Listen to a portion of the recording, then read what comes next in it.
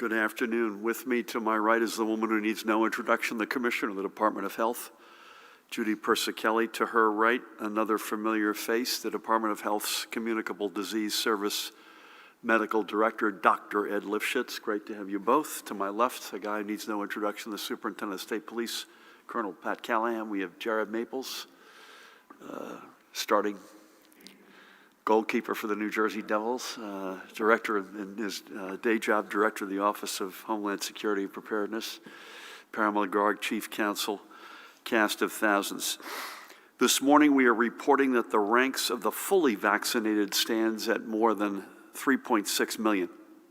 And this includes both the roughly 3.47 million vaccinated at one of our in-state sites, as well as the nearly 162,000 New Jerseyans identified by the Department of Health as having been vaccinated at sites outside our state.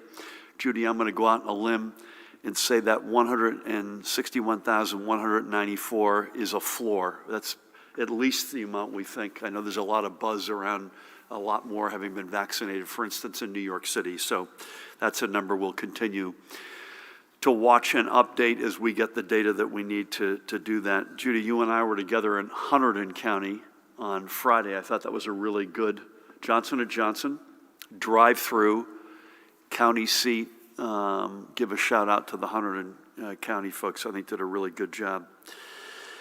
And we have at the same time nearly 4.5 million New Jersey residents have received at least their first vaccination shot at one of our in-state vaccination sites. So we continue to put ourselves in a favorable position for reaching our goal of 4.7 million vaccinated New Jersey adults by the end of June. We're seeing some real progress among the 16 mid-sized and large population municipalities we highlighted last week, which had vaccination rates at that time of lower than 40% of their adult populations. Over the past week, we've seen marked increases across the board, and while this is a very good thing, no one should rest on any laurels as there is still much work to be done. A few things to pick out, at least as I saw it. New Brunswick, Perth Amboy, Trenton each increased their vaccinated totals by 6 percentage points, and 7 municipalities, Bridgeton, Fairview, Garfield, Newark, Orange, Passaic, and Plainfield, have now each crested 40%. Moreover, we are also today launching a new dashboard. Pat, could you give me some particulars, for instance, in Passaic County, could you walk me through some of them? We are launching a new dashboard and apparently some more eye charts on our COVID-19.nj.gov information hub, where you can see the percentages of adults in each municipality who have received their first doses, as well as percentages for those who are now fully vaccinated. Remember, this mapping tool is not meant to create competitions among any communities, nor is it meant to shame any communities. But through this data, we hope that you will not only have access to the same data that we do, but that you can see why we will be deploying resources, for instance, to certain communities as opposed to others. Reaching our 70% goal by June 30th is a key benchmark for us, and we know there are hard-to-reach neighborhoods where we will have to push a little more or maybe a lot more and to bring the resources in. Judy, we talked about this with Pat earlier. This is not a discussion per se about long-term care, but I want to reiterate something that you and I said a couple of weeks ago. In long-term care, the vaccination rates among residents is as good as it is in the country, and it's as good as really any population I think we have in the state. That's the good news. The staff vaccinations continue to lag. So we're going to stay on that, but I'm asking you if you could join us. If you've got a loved one in a long-term care facility, please ask management 2 questions. What percentage of your staff is vaccinated, and what's your plan to get that number up if it's not at an acceptable level? We're all in this together. We're all on the same side of the table. The staff vaccination levels continue to be unacceptably low. Also, again, I'm switching gears here. As we start the week, we are anticipating, I think, the CDC's Advisory Committee on Immunization Practices as well as the FDA, will be giving the green light to Pfizer's emergency use authorization application to vaccinate adolescents between the ages of 12 up to 15. This approval would be a big step for the health, not just of our state broadly, but in particular of our school communities.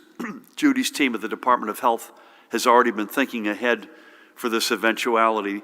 The department's overall goal is to ensure that adolescents who are eligible to be vaccinated receive their doses in an environment that is comforting and accessible, whether it be through partnerships with their schools or their pediatricians, perhaps at a local pharmacy, or even at one of our mega sites.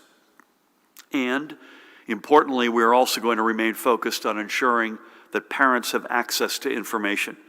The broad-based outreach campaign that we discussed last week will be a part of this, but we know we can also undertake this by working directly with and within our schools.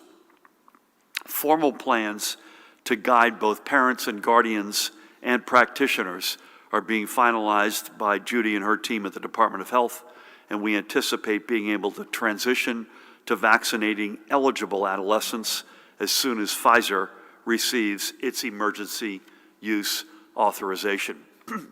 This is one of the areas where we anticipate using our mega sites in what we referred to last week, a hub and spoke model, and bringing doses from our mega sites directly to the communities where these adolescents and their families reside. Additionally, our partners at Walgreens have already been working with multiple school districts across the state to vaccinate students ages 16 and over, and they too will be ready to transition to vaccinating this younger cohort once the approvals come forward. All in all, we know that it is only a matter of time until this happens, and we have spent our time preparing so we can get this latest expansion underway with minimal lead time. Now, before we turn to the overnight numbers, I do want to briefly look at the school reopening numbers compiled by the Department of Education. As we noted last week, the number of districts remaining in an all-remote stance is now at the lowest it's been, and we are continuing to work with the remaining charter, special services, and regular operating districts to have their students return to in-person instruction in some form. Irvington, for instance, is now on a hybrid model, and Hillside remains on course to see its students return for a hybrid schedule in 2 weeks on May 24th. But still, as of today, there are 13 districts that are still all remote. I say districts because it includes 6 charter schools and 3 serving students with special needs. And we need to work to get these 45,000 students back into their classrooms. The biggest movement in numbers continues to be, as we predicted, from hybrid to all in-person instruction, which over the past week has increased by 73,000 students. But make no mistake, the overwhelming majority of our students, educators, support staff are back in their familiar classrooms, and this is a very good thing for them, their families, and their communities. By my math, we are just over 90% in either hybrid or all in person. Now let's turn to our overnight numbers, Judy. Today we're reporting a total, of 565 additional positive PCR and presumed positive antigen tests.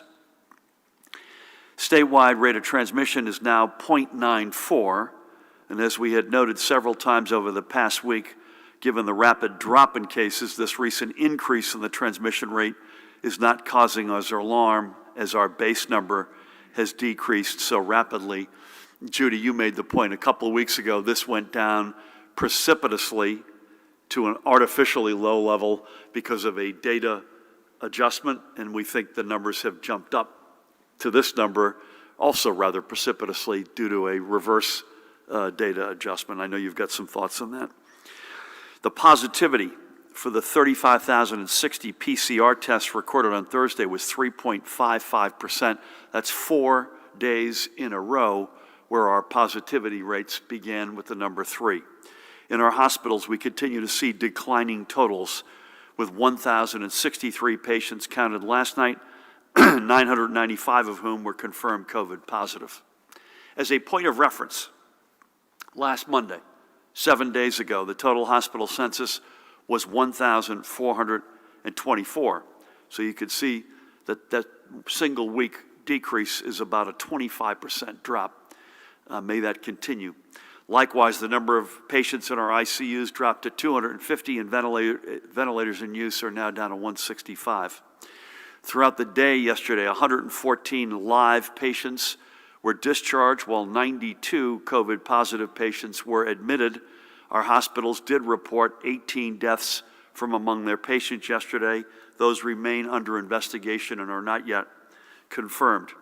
We are, with a heavy heart, reporting an additional 10 confirmed COVID-related deaths today, bringing the confirmed total to 23,170. The probable deaths remain at 2,640. Let's take a minute, as we do every day, to remember several of the lives who we have lost from our New Jersey family.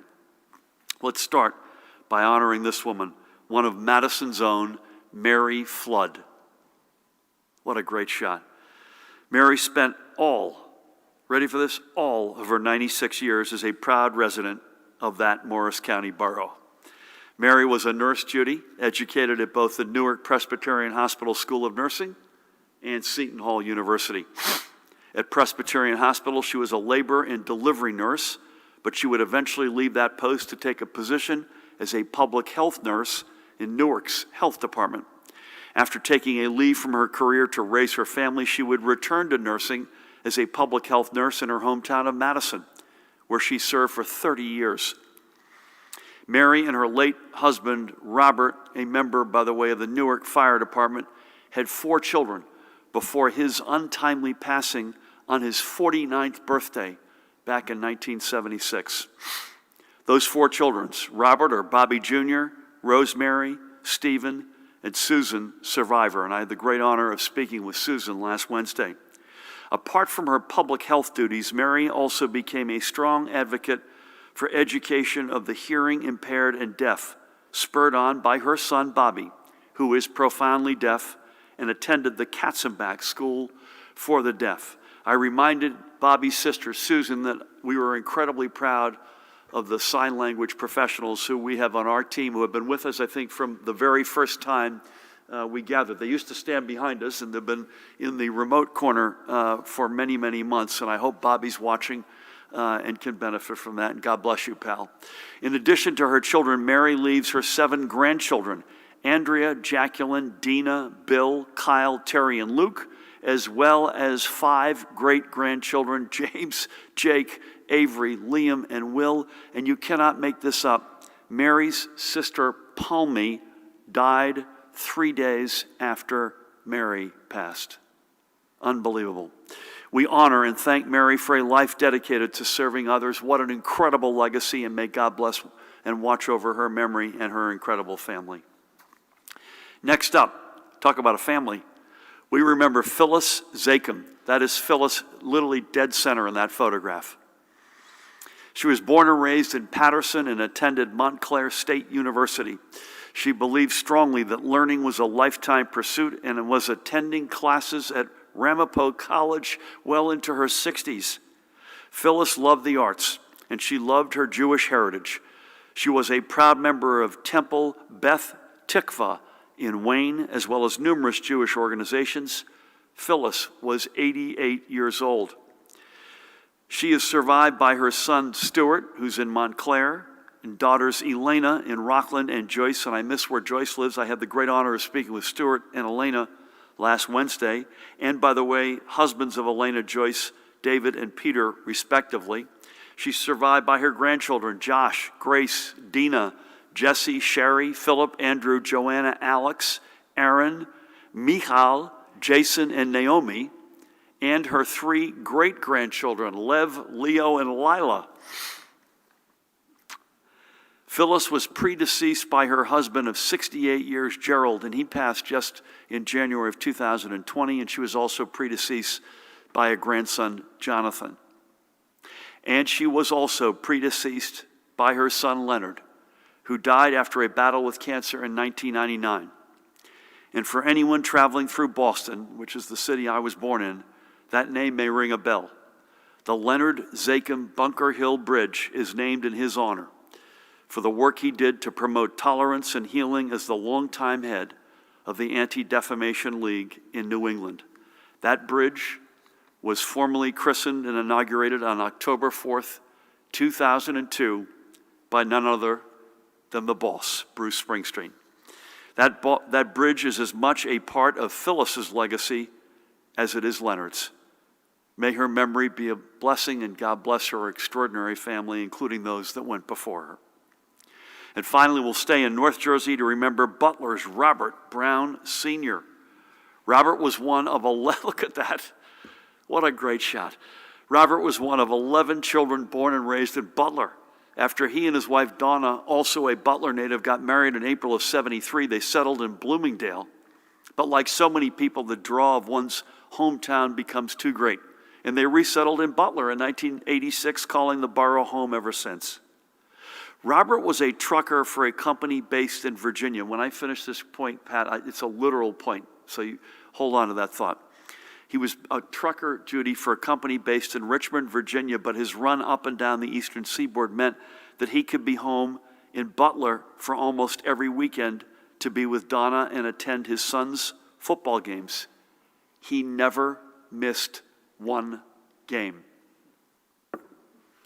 Unbelievable. The open road was a calling in a bigger sense, and Robert was a car and motorcycle enthusiast, a passion that was renewed when he received a lung transplant several years ago that gave him a second life. Robert was only 69 years old. He left Donna just months shy of their 58th wedding anniversary. He's also survived by his children, his daughter Sharon, son Bob Jr., and his wife Judy, and son Scott, and daughter-in-law Magda. I had the great honor on Wednesday to speak with Donna, Sharon, Bob, and Scott. What an incredible family, and what an incredible guy. He also leaves his beloved grandchildren, Tyler, Delaney, Jacob, Lucas, and Charlie, as well as his step-grandchildren, Daniel and Stephanie. He also leaves 6 siblings. May God bless and watch over that guy and his incredible family. So even as we enter what we hope will be the final push, the final decisive weeks and months against this pandemic, we must always pause to remember those who we have lost. We are carrying on this fight in their memories and to protect countless other families from having to experience the grief of losing a loved one to this virus. Let's all keep at it, folks. Let's keep getting vaccinated, and especially going back for the all-important second shot if you're receiving either the Pfizer or Moderna vaccines. And let's keep using our common sense. In 10 days, we're going to be making our most aggressive step forward in terms of our reopening process. Let's make sure that more of our New Jersey family can enjoy this with us. And finally, before I pass things over to Judy, I want to give a huge shout out today to Meals on Wheels of Mercer County and its CEO, that woman, Sasa Alessi Montano. Meals on Wheels has been serving Mercer County's homebound seniors and most vulnerable residents for a half a century.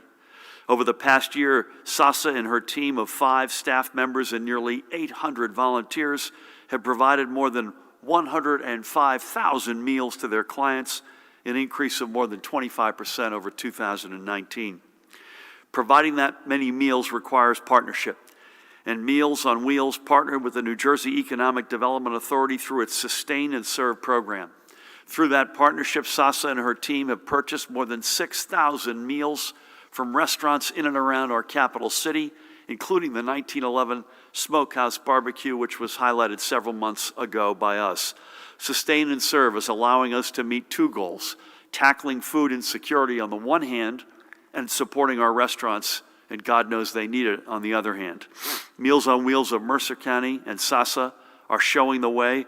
I had the opportunity to catch up with Sasa on Wednesday and to thank her and her tremendous team for all they are doing. Check them out on their website, mealsonwheelsmercer.org.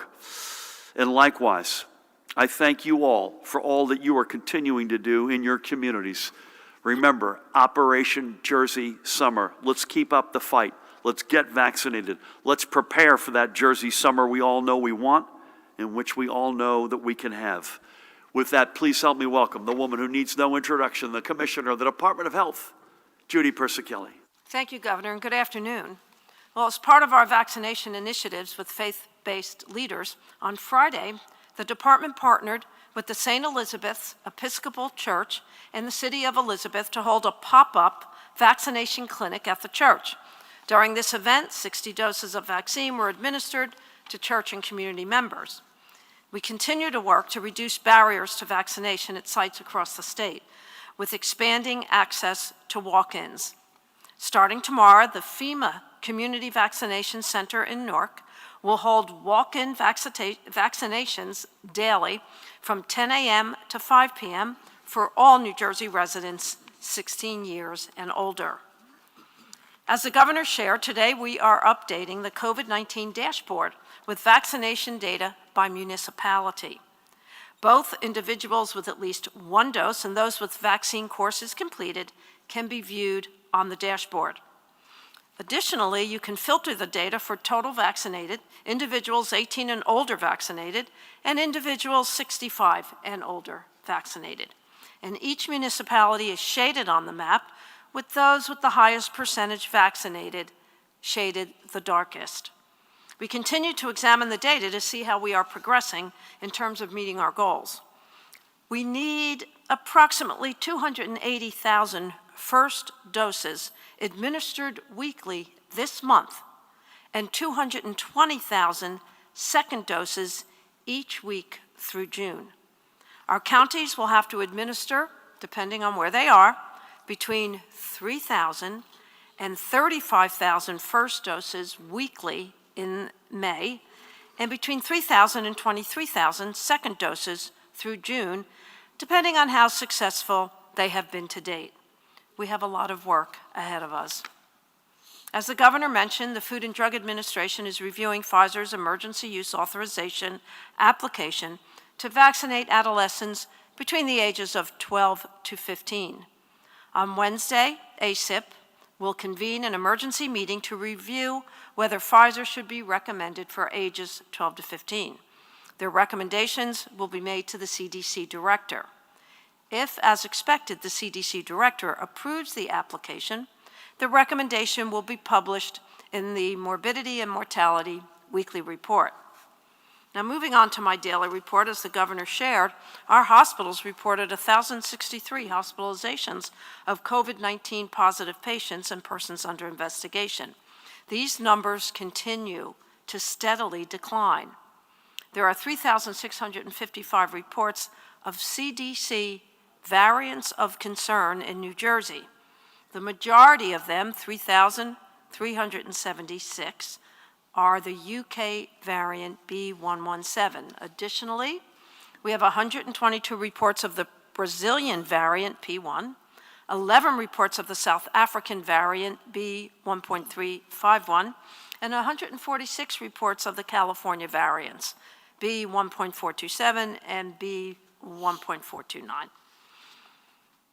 Thankfully, there are no new reports of multisystem inflammatory syndrome in children. We have a cumulative case count of 116 in our state, and none of the children are hospitalized. There are no new cases among residents at the veterans' homes, and no new reports among patients at our psychiatric hospitals. As the Governor shared, we are still seeing outbreaks in long-term care facilities, many attributed directly to staff. We encourage residents and their families or guardians to know the rates of vaccination at their facilities. The daily percent positivity as of May 6th in the state is 3.55%. The northern part of the state reports 3.49%, central part of the state 3.43%, and the southern part of the state 3.90%. The rate of transmission, or the RT, the rate of transmission at a point in time, is based on the reporting of positive PCR and antigen cases to the CDC.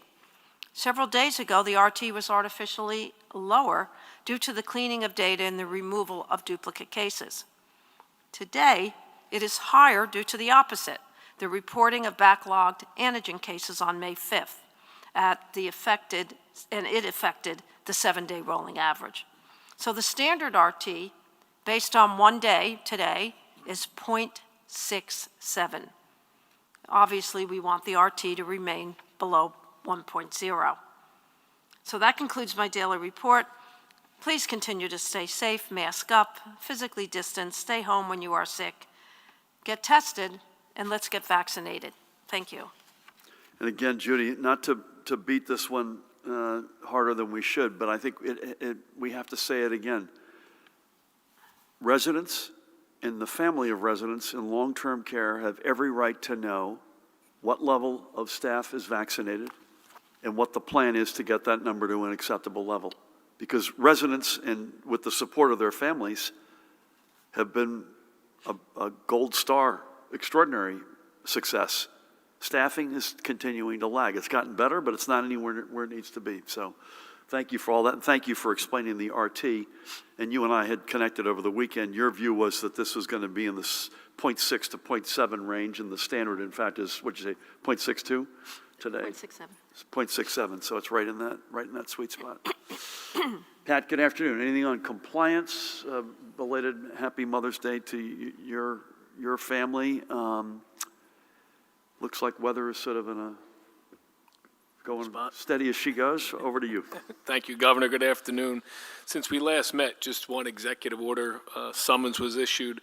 Newark Police Department responded to a private residence where it was estimated 300 to 500 people.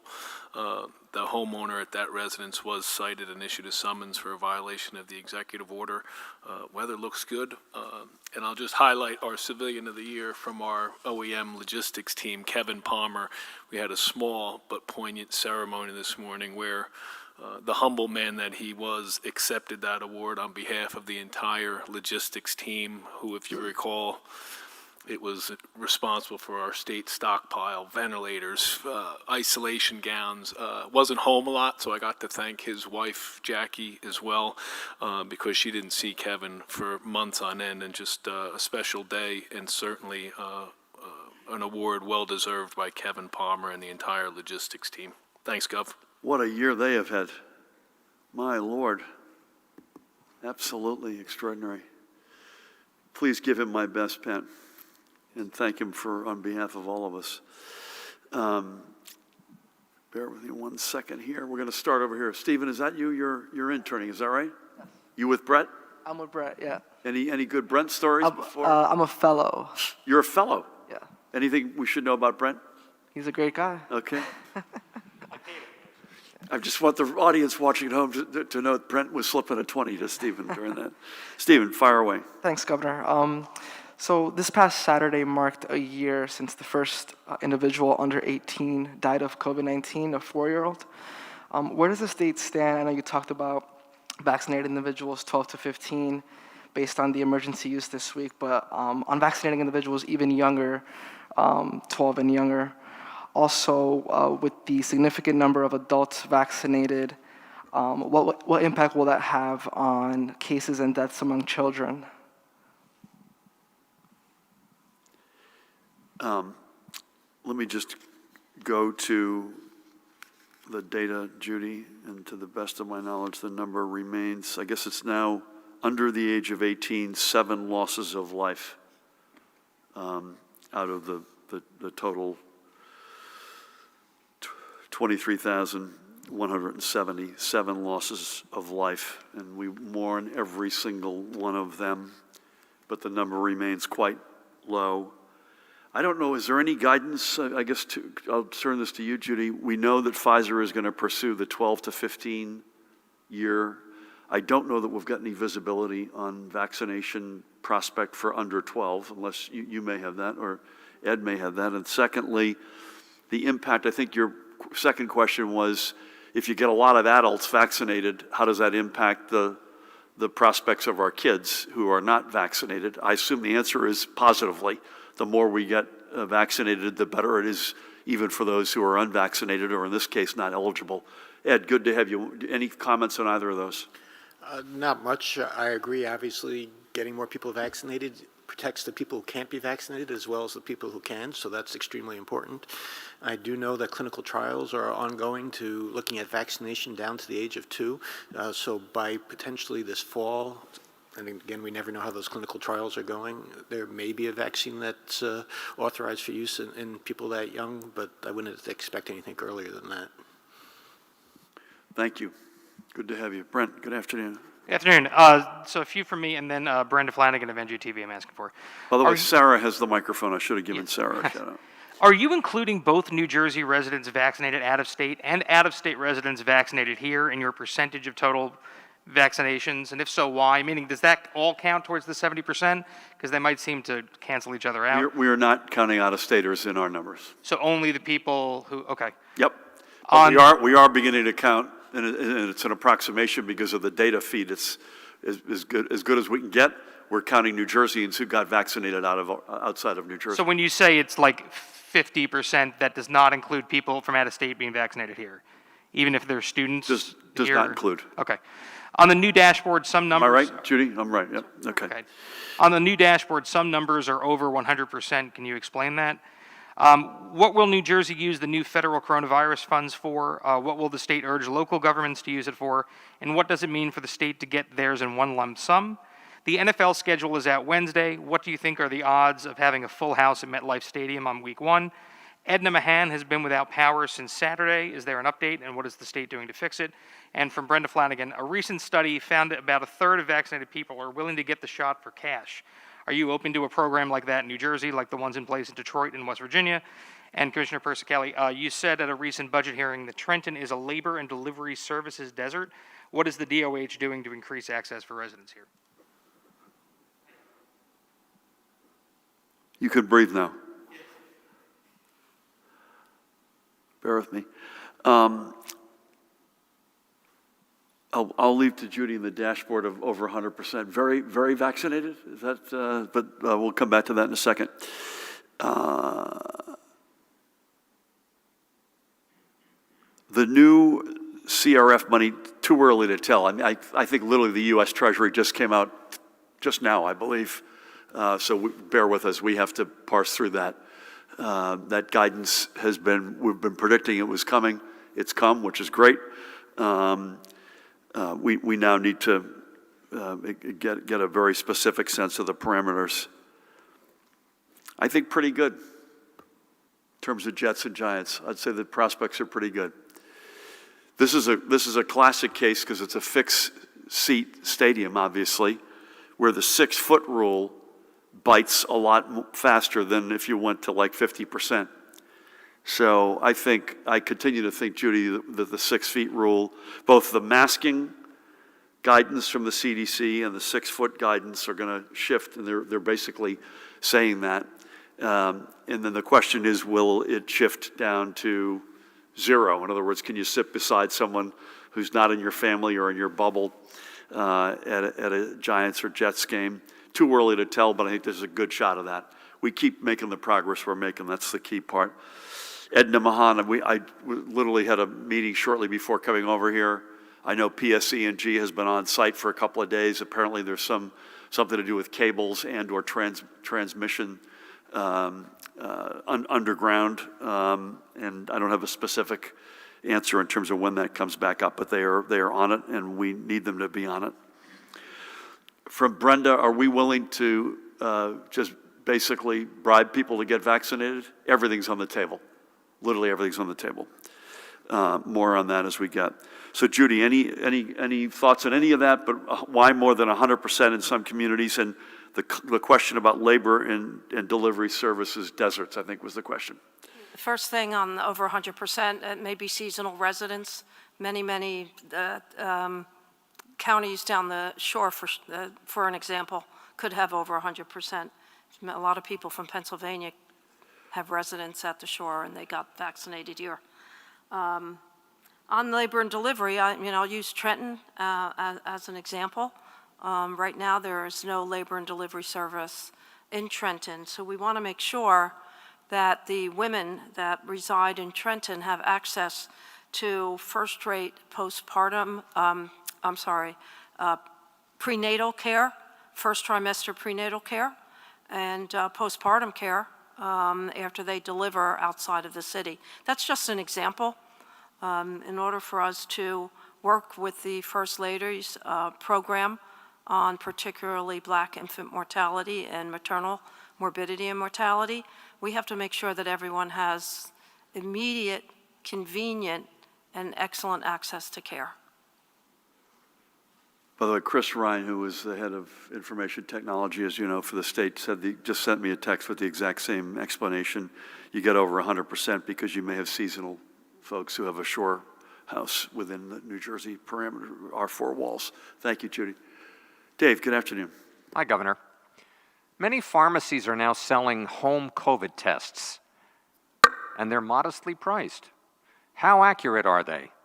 Does this really work? Do you recommend this, or is it better to go to one of the official testing sites in New Jersey? Maybe Ed could comment on this, since he is the expert, I would assume. How significant do you think it is for New Jersey that kids between the ages of 12 and 15 are getting the green light to get vaccinated?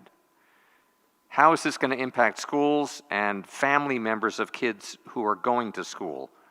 And can kids just show up at a mega site or someplace else, or do they need a parent?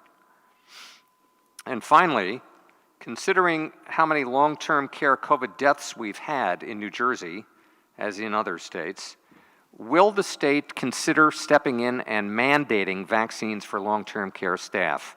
Or might you guys try to do something to push nursing home operators to, in fact, do the mandating so that these people get vaccinated? Thank you. Thank you, Dave. I will leave it to Judy and Ed on the accuracy of the home COVID test, but this is something, we haven't said this in a while, but early on, I remember when we were desperate to get testing capacity up, we predicted, I think, and it has come to pass, that this would be like a home pregnancy test. But I'll leave it to Ed on the reliability, et cetera. How significant is it? Again, I'll have Judy or Ed add to any of this. To have 12 to 15-year-olds, how significant? It's quite significant. It's yet another data point. It's not necessarily the only one, but it's yet another data point. We want to see schools back in person, and we're highly confident that we can do that safely and responsibly. Whether they could just show up, I referenced this, and I think Judy did as well. The department has not yet put guidance out, so bear with us on that. There's going to be very specific guidance for parents, guardians, and the kids themselves. We have been working with operators from moment one since the vaccines came upon us, so that work continues apace. But would we consider other steps? I think if we had to, we will. Honestly, this is one that is one of the few areas that, frankly, is somewhere between frustrating and angering for us, because, again, the residents have been so extraordinary in their willingness to get vaccinated, and their family members supporting that. Whether we get to mandating or not, I've expressed many times a personal preference as a general matter that folks get there of their own free will. But if we continue to see Judy, I believe the entirety of the new outbreaks at long-term care that you have referred to today, all of them, and there aren't many, there's like 4 of them, all staff related. At a certain point, our patience runs thin on that. Ed, any comment on the reliability of the home test and whether or not that's the route we want folks to go versus going to a third party, and any other comments on other topics that Dave raised? Sure. I mean, I'll start by saying that we want people to get tested in all these different ways, whichever ways often works best for them. And the important thing is, particularly if you're not sure, you think you might have been exposed, you have traveled, any of a variety of different situations, you should go ahead and get tested. The newer at-home tests that you can now walk into a Walmart or CVS or order online without a prescription, you can do them completely at home, you don't need anybody watching you. These use, well, as the governor said, it's the same technology as a pregnancy test, and it's also the same technology in the same antigen tests, which these are, that are done in doctors' offices and other places, the so-called rapid tests. As such, they have the same advantages and disadvantages of those other rapid tests. Obviously, the big advantage is you get a result very rapidly. Within 15 minutes, you can do it at home. As has been said, reasonably priced, $4 or $5, maybe $10 at most for one of these tests, and that's a very good thing. If it comes back positive and you're feeling at all ill, you can be pretty sure that's a true positive and that you really have the disease, and certainly we'd want you to talk to your doctor and get it confirmed by a test that they might do just to make sure, but it's very accurate. They also have some of the same limitations of the antigen test, meaning they're not as sensitive as those PCR tests that we've talked about for a very long time at this point, which means that if you did this very early in the course, or you just did it too soon, or you were a little bit less careful on how you did it, you might get a test that might say that you were negative, even though you might be just be turning positive and just might not have enough virus that test would be positive. And that's also why these tests often come packaged in pairs or more, because what they want you to do is not just test yourself once, but then go ahead and repeat that test, just in case you essentially did it a little bit too early and there wasn't enough virus for that test to turn positive, so you get another chance to do it. So yes, we like these tests. I do encourage people to do it. I do encourage that certainly if they're positive, or if you're not sure, or if you have symptoms and you come up negative and you're not sure, you should always go to your doctor. You should always get it confirmed as far as that goes. But as far as just screening at home, it's a very reasonable way to go. I actually bought a box when my daughter traveled back from Washington, D.C., and tried it out on her, and it seemed to work. Well done. Judy, you good with that? Ed, thank you. Dave, thank you. We'll go to Daniel, please. Daniel, good afternoon. Good afternoon, Governor. If the state reaches your goals of 4.7 million adults by the end of next month, then what? I assume that won't be the end of the pandemic. Is herd immunity going to be a constantly shifting target? Regarding this labor shortage that businesses are facing, what do you think is fueling that? Is it unemployment incentive, unemployment bonuses keeping people home, or do you think businesses are underpaying workers, or some kind of other something else going on? Do you plan to discontinue the $300 unemployment, or what are you considering to help businesses alleviate this shortage? Regarding the reopenings, do you expect difficulty from business owners in complying with this myriad of reopening rules, either out of laziness or inability to understand them, or just outright refusal to understand them? Thank you. Listen, Judy and Ed, you should tell me, we've said the 4.7 million adults getting fully vaccinated is our initial goal. So your question is a good one. We get to 4.7 million, which, as Judy laid out, is not a lay down hand here. This is going to be, we're going to have to scrap to get there, almost certainly. Do we declare victory? No. I mean, we stay at it, and we'll continue to try to vaccinate as many adults as possible. And remember, the 12 to 15-year-olds now would be added as a separate category to that. So the 4.7 million is 16 and up. We would then have our objectives with the 12 to 15. Keep going 16 and up, 12 to 15, and then depending, as Judy mentioned, what the CDC and what the drug companies come up with for the under 12-year-old crowd. Remember also in the back of our minds, we do not know yet if this is, and no one knows yet, is this an annual flu shot? Or does it look like a once-in-a-lifetime tetanus, or every 10 years? That the science is not complete. So we have 814 locations, I believe, distribution locations. Whether or not they literally stay in place, or at least figuratively, Pat, you've still got the field medical hospital beds, right? They still exist in this state. If we need them on a moment's notice, they could be constructed. That'll be a similar mindset for the vaccination infrastructure, particularly, I would say, for the big locations. Labor shortages, you know, I've read a lot about, there's been a lot of speculation since last Thursday where the number came out a lot lower than folks had thought. And it seems to me, and I'm not, you know, I don't have a particular insight here, I think it's probably a combination of a number of reasons. Is there some amount of this related to folks still getting their benefits? That is quite possible. I continue to believe the overwhelming amount of folks who are getting benefits are desperately in need of those benefits. When you look at the arrearages and the carnage that families economically have gone through, That may be some of it, but there's an overwhelming amount of folks who desperately need those benefits. I think it's probably a combination of that, lack of access to childcare, kids not all in school yet, a combination of a number of different factors. We have no plans to curtail the $300.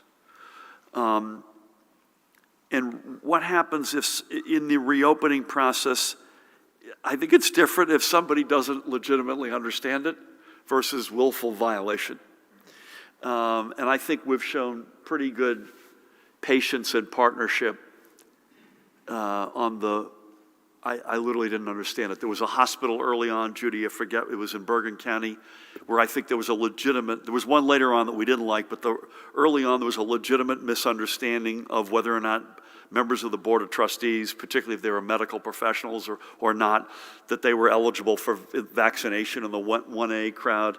I forget the hospital, but we work with them. There was apparently an understandable miscommunication. At the other end of the spectrum, if somebody willfully violates what we're doing, they will be taken to task. Pat Callahan will speak to them publicly, whether it's through an ABC action, a local health authority action, or some other form. So again, we're good guys and gals in terms of understanding. You may not have understood the rules of the road, and we'll work with you. But willful violations, we have zero tolerance for. Thank you. Mike, is that you? How are you? I'm good, Governor. Thank you. Good afternoon. Nice to see you. Likewise. I wonder if some states are reducing the number of vaccines they're requesting because of falling demand. You just said a minute ago, it sounds like the state will have to work pretty hard to get to that 4.7 million figure. But can you say, is New Jersey reducing its request for vaccines at all? And then on another matter, Governor, on Friday you announced $40 million of CRF funds for people who didn't get federal benefits. Can you please say whether that's in direct reaction to the hunger strike that some immigrants without documentation, I believe, were pushing for much of this year? And will that money need to be approved by the legislature, or can that just be appropriated through your office? Thank you. Judy, unless there's a new development since this morning, we're not reducing our asks. And by the way, both of the following statements are true. It will not be a lay down hand to get to our initial objective of 4.7 million fully vaccinated by the end of June, on the one hand. And on the other hand, we want all the supply we can get, because we will get there. And by the way, this is to Daniel's question, this fight doesn't just end magically when we get to 4.7 million. We made a number of announcements on Friday, and I believe all of this was CRF money, so that's an important point. This is coronavirus relief fund, so this is federal money, and you may have seen the pieces, the 40 million. Again, we want an economy that works for everybody. We want to bring everybody along here. So it included the monies that you referred to, Michael, as it relates to folks who had been heretofore excluded from other programs that the federal government had put up. So we were happy we were able to do that. I think it was $120 million to micro businesses, so that's the folks that employ 5 or fewer than 5. 20 million for bars and restaurants. I think 10 million for childcare facilities. New businesses and startups had 20 or 25. We extended Sustain and Serve, which has been a wildly successful program, which accomplishes barbell objectives that feel at one level like they're exact opposite of the other, but we stand in the middle and are able to address both. In other words, food insecurity on the one hand, and restaurants that are desperate to sell meals on the other. And I think there was another catch-all category of small businesses, just generally of another 50 million. So the entirety of the program, including doing what's right for those who have been excluded heretofore, we were glad to take that step. With that, I didn't say this earlier, but I assume that we will, and you should assume that we'll be on schedule that's similar to that which we've been on over the past number of weeks. We'll be with you virtually tomorrow and then back here at 1 o'clock unless you're otherwise on Wednesday. With that, I'm going to mask up, Judy. I'm going to take the step, Judy. I have to get your blessing on this. 2 weeks from when I'm fully vaccinated, I'm going back to one mask. You okay with that? Okay. Want to make sure I didn't embarrass myself in front of everybody here.